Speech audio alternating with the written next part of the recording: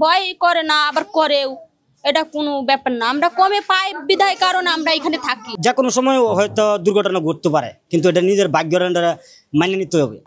আমি 4 তলা করতে দেখছি, অ্যাঙ্গেল দিয়ে করছে, অ্যাঙ্গেল।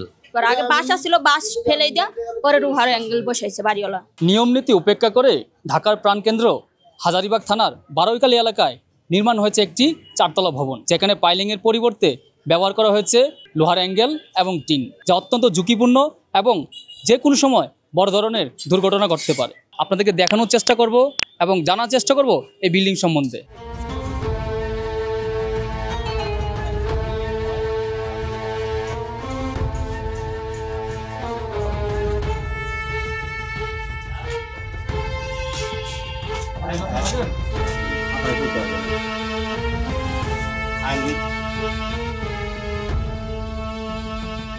ভয় করে না, আবার করেও, এটা কোনো ব্যাপার না। আমরা কমে পাই বিধায় কারণে আমরা এখানে থাকি। এখানে মনে করেন লোহার আপনার অ্যাঙ্গেল দিয়া এই বাড়িটা তৈরি করা। আগে বাসা ছিল, বাস ফেলে দেয়া পরে লোহার অ্যাঙ্গেল বসাইছে বাড়িওয়ালা।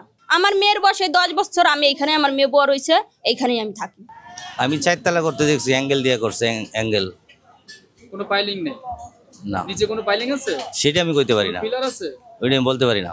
আমি থাকি, আমি বাসা ভাড়া দেওয়া লাগে না, দেখাশোনা করি। এই অল্প টাকার বেতনে চাকরি করি, তাই যখন ক্লিয়ার করে দিতে পারি না নাকি, তখন আমরা রিস্ক নিয়ে থাকতে হতে হবে। যে কোনো সময় হয়তো দুর্ঘটনা ঘটতে পারে, কিন্তু এটা নিজের ভাগ্যের মানিয়ে নিতে হবে। তার জন্য মনে করেন যে আমাদের করার কিছু নেই, আমরা অসহায় পড়ে গেছি। যদি মনে করেন যে এখন পারতাম না গেতে, এখন ছেড়ে গেলাম লেগা, আমরা নিজের কপালে নিজে মনে করেন যে বিপদটাই নাইছি। অন্য বিল্ডিং রয়েছে, এই বিল্ডিং এ রয়েছে মনে করেন 27 বছর। আচ্ছা, আপনি কি জানেন এই বিল্ডিংটা কিভাবে তৈরি করা হয়েছে? না বাজান, এটা আমি জানি না, এটা আমি দেখি নাই।